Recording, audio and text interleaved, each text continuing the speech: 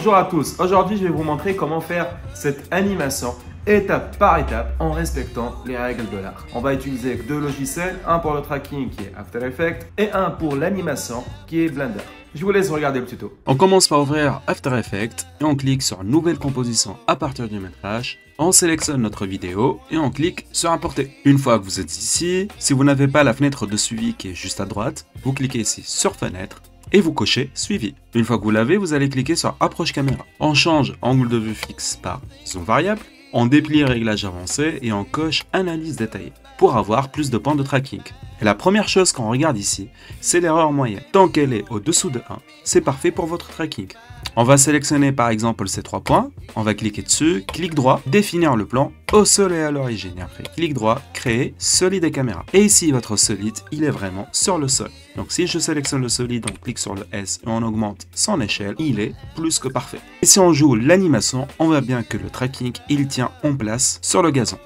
On peut même créer un deuxième solide pour montrer que la caméra, elle est vers le devant. Donc par exemple, on va choisir ces 3 points, clic droit, créer solide.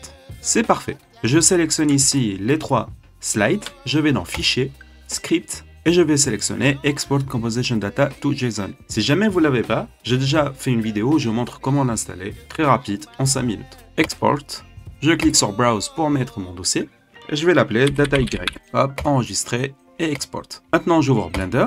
Je supprime les 3 paramètres qui sont juste ici, je clique sur le X, je vais dans Fichier, Importer, Export Composition Data, et là j'importe le data, hop, et importer. Premier réflexe à avoir ici, c'est de zoomer ici, hop, de cliquer sur le G et de les passer à 1. Tout simplement parce que After Effects commence à 0 et Blender commence à uniframe. Comme ça, on synchronise les deux. On clique maintenant sur le 0, on sélectionne ici la caméra, on va dans Données, Image d'arrière-plan, ajouter une image, clic vidéo, et on met notre vidéo. On augmente l'opacité à 1, et ici, vous avez votre tracking. Maintenant, je vais dans Sortie, et après, clic droit sur ma vidéo, Propriétés, Détail, je match le X, Y ici aux résolutions de Blender. Donc je vois ici que c'est pareil, et là, c'est en 25 images par seconde. Ici, je la change en 25 images par seconde. Je sais que ma vidéo, elle finit dans les 540, je viens et je change ici 540. Après, je clique ici dans Sortie, et je crée un nouveau dossier que j'appelle PNG Frequencies pour mettre mes images dedans. Après, je vais dans Rendu, je change le EV par Cycle, le CPU par Calcul GPU, je coche Débruitage, je change l'échantillon max en 150, j'ai pas besoin de plus. Pareil aussi, hop, je descends en bas, je déplie Pellicule, je coche Transparent, je déplie Performance et je change en 256. Après, tout en bas, je change l'AGX par Standard. Et après, on clique sur Fichier, toujours enregistrer notre progression. Maintenant, vous l'avez très bien compris, ici, vous pouvez sélectionner n'importe quel produit que vous voulez utiliser pour votre animation. Pour mon cas, je vais utiliser Dior, le parfum que j'adore beaucoup. Hop, et je le mets juste ici. Si vous n'avez pas Blender Kit comme moi, vous pouvez utiliser n'importe quel produit sur Sketchfab. J'augmente l'échelle ici de mon parfum et je vais le placer juste ici. Hop, j'augmente son échelle avec le S. Voilà, l'emplacement ici me paraît bien. Maintenant, je sélectionne ici le solide. Je vais cliquer sur le S. Hop, et je vais l'agrandir. Je peux le bouger ici avec l'axe des Y, par exemple comme ça. Hop, et ça. Je sélectionne encore une fois mon solide. Je vais ici dans Objet, Visibility, et je coche Attrapeur d'ombre pour qu'il fasse office de shadow. Et après, je resélectionne encore une fois ici mon solide. Je vais dans Physics et je lui mets Collision. Maintenant, je vais dans Monde et je vais mettre une texture d'environnement. Moi, j'utilise directement ici mon asset. Mais bien sûr, si vous ne l'avez pas, vous allez sur le site Polyhaven pour trouver n'importe quelle texture. Dans mon cas, je vais utiliser le Abandoned Tank Farm 04. Maintenant, je clique ici pour voir et l'ombre, elle est à gauche. Ce que je peux faire, cliquer ici dans Rotation, hop, et la faire bouger pour qu'on la voit de l'autre côté. Voilà, par exemple comme ça. Je vais faire une petite rotation ici à mon produit, hop. It's perfect. Je reviens maintenant ici dans ma timeline et j'enregistre. Maintenant, je vais créer un plan qui va faire office du tissu. Donc, ajouter, maillage, plan. J'augmente ici sa taille avec le S. Hop, je le bouge ici avec l'axe des X et Y. Je clique avec le 1 du clavier et je mets mon deuxième solide, celui que j'ai rajouté, juste en haut. Là, ici, c'est parfait. Maintenant, je vais le cacher, juste pour que je puisse sélectionner ça. Je vais dans Physics, Collision, et je lui mets aussi à celui-là, Collision, et à celui-là aussi, Collision. Je remets la vue de mon solide, je le sélectionne, je clique dans Objet, Appliquer, et j'applique l'échelle. Après, je pars ici au mode édition, clic droit, subdiviser, et ici, je mets le chiffre 70. Ça me paraît très bien. Je reviens maintenant en mode objet, je vais dans Physics et je lui mets tissu. Maintenant on remet à la première iframe et je clique sur Play pour voir la simulation de mon tissu et on voit bien qu'il y a eu les collisions qu'on voulait. Donc pour l'instant c'est simple, mais on voit ici qu'il y a plusieurs problématiques. Pour commencer, on va cliquer clic droit et embrassage glissé. Et ici on voit qu'il dépasse notre objet. On revient à la première iframe, on va sélectionner ici notre boîte, on se rend dans Physics, et ici vous voyez, c'est écrit un seul côté. Nous, on veut pas que ça soit un seul côté, on veut partout. Hop, on décoche un seul côté, on sélectionne celle-là, et on décoche un seul côté. Hop, on rejoue notre animation, et on peut constater déjà que c'est beaucoup mieux. Par contre, vous voyez bien que l'animation, elle s'arrête ici à 250. C'est normal, parce que si on reclique sur le tissu, il va venir ici en bas dans Cache, et si vous voyez la fin, elle est à 250. Nous, on va la mettre à 300, hop. Clic droit juste ici, réinitialiser à la valeur par défaut. Je sélectionne aussi ici notre verre et ici j'ai oublié aussi de décocher un seul côté. Je resélectionne maintenant le tissu, je vais venir tout en bas, hop, dans Collision et ici je mets Auto Collision. Ok, maintenant jouons notre animation. Et ici on voit bien que cette partie là, elle est encore présente. Il y a deux méthodes de la résoudre. La première, il n'y a pas plus simple. On va mettre à la première iframe, on va mettre ici dans la collision d'objet et ici on va mettre 1. Donc c'est le maximum. Et là, si on joue sur l'animation, voilà, j'ai plus les résidus de particules qui commencent à s'évaporer. Donc ça, c'était la première méthode. La deuxième méthode, on remet celui-là à 0, on monte tout en haut, et ici, on change le type du tissu. Par exemple, si j'essaye caoutchouc, vous allez voir, ça sera autre chose. Donc je clique sur Play. Vous voyez, il tombe d'une manière un peu plus différente que celui du soie. Je peux tester par exemple le cuir. Hop, je mets à la première iframe, et je joue. Et voilà, un autre comportement de notre tissu. Donc c'est à vous de tester ici lequel vous voulez par rapport à votre animation.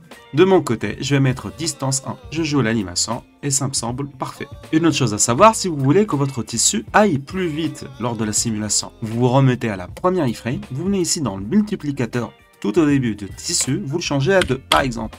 Et si je clique sur Play, vous allez voir ici, c'est beaucoup plus rapide la simulation au début. Donc vraiment, ça dépend encore une fois de votre besoin. De mon côté, je vais mettre ici le multiplicateur à 1,5. Maintenant, je sélectionne ici mon tissu, je pars en mode Edit, je clique avec le 7 du clavier, je me mets avec ce mode de rendu pour que je puisse voir derrière, et je vais sélectionner par exemple 9 carreaux ici. Hop, lui et lui. Après, je vais dans Vortex Group, je clique sur le plus, je le renomme en Hooks, hop, et je clique sur Assign. Je me remets maintenant en mode objet avec ce mode de rendu. Je reste sur mon tissu, je vais dans Physics et ici en bas dans Forme, je rajoute le Vortex Group que je viens de créer, Hooks. Et si on clique sur le Play pour voir, vous voyez, c'est le Hooks qu'on vient de créer parce que c'est à partir de là qu'on va retirer notre nappe. Maintenant, je vais ici dans les modificateurs, je vais rajouter un de type Surface de Subdivision. Hop, celui-là. Et je mets en 2. Et je vais rajouter aussi un autre de type Solidifié. Hop. Et que je le place juste ici, avant le surface de subdivision. Et ici, je mets moins 0,008. Ok, maintenant on va appliquer une texture à notre tissu. Et là, on va cliquer sur Silk. Hop, et on met Matériaux. Là, il y en a plusieurs modèles, c'est à vous de voir lequel vous préférez. Pour mon cas, j'ai choisi celui-là. Ok, on sélectionne maintenant notre tissu. On va revenir dans Physics, et on va bake notre animation. Je la mets à 550 pour la fin. Et je clique sur précalculer. Je vais venir maintenant à la 250 iframe, hop, et je vais ajouter un objet vide, axe simple. Et je vais le mettre là où j'ai placé le hook tout à l'heure. Pour trouver l'emplacement du hook exact, on va sélectionner ici notre solide, et on va venir dans Données, on va passer maintenant en mode édition, cliquez sur le vide, après sur Selection. Et là, vous allez trouver votre hook. Je clique avec le 7 du clavier, je sélectionne mes axes simples, hop, je me remets en mode objet, et je le mets ici. Je me remets avec ce mode de rendu. Après l'objet vide, on va le renommer en Hook pour avoir la même identification. On va cliquer après sur le I, position, et on va se déplacer à 350 par exemple ici. On va le mettre en haut, cliquer sur le I, position. Et après on va aller à la 450, hop, ici. Et on va bouger encore l'axe ici, hop, cliquer sur le I, position. Après on se remet à la première iframe, hop. On sélectionne ici notre tissu, on va le renommer en tissu. Après, on se rend dans Physics, on va supprimer le précalcul qu'on a fait. Après, on va dans Modificateur et on rajoute un de type Hook, donc crochet. Après, on déplace le crochet tout en haut. Pour l'objet, on va sélectionner Hook Et pour le groupe de sommet, on va sélectionner Hooks, le vortex group qu'on a créé ensemble tout à l'heure. On revient maintenant dans Physics et on va rebake encore une fois. Hop. Maintenant, on va regarder notre animation. Et vous allez voir à partir que le hook, il est en train de changer. Hop, ça change aussi. Et c'est parfait. C'est ce qu'on voulait de l'animation. Ce qu'on peut faire aussi, agrandir ici notre solide pour qu'on puisse voir tout l'ombre passer. Donc S, X, et on le met de l'autre côté. N'oubliez pas maintenant ce solide qu'on a fait aussi au début de la vidéo. On va le sélectionner. Il est juste ici. On va le cacher. Hop, lui, plus désactiver au rendu. Maintenant, on va aller dans Compositing. Cliquez sur Utiliser les nœuds. Je sépare le composite avec le calque de rendu. J'enlève l'image. Je le mets juste en haut ici. Shift A. Hop, je mets un visualiseur que je place ici. Shift A, alpha au-dessus que je place au milieu. Shift A, clip vidéo que je le place en haut. Je mets maintenant ouvrir. Je mets la vidéo, celle qu'on a utilisée pour le tracking, et je commence à lier. Je reviens maintenant dans Layout. Et si je clique sur F12, je vais avoir en même temps les objets que j'ai utilisés pour la vidéo. Et en plus de ça, la vidéo en elle-même. Et voilà. Et pour finir, on va cliquer sur Rendu et Rendre animation. On va revenir maintenant dans Sortie. Et moi, je veux que ma vidéo commence de 240 et pour qu'elle finisse à 500. Hop, et je clique sur Rendu, Rendre animation. Merci à vous d'avoir regardé et je vous dis à la prochaine pour un autre tutoriel.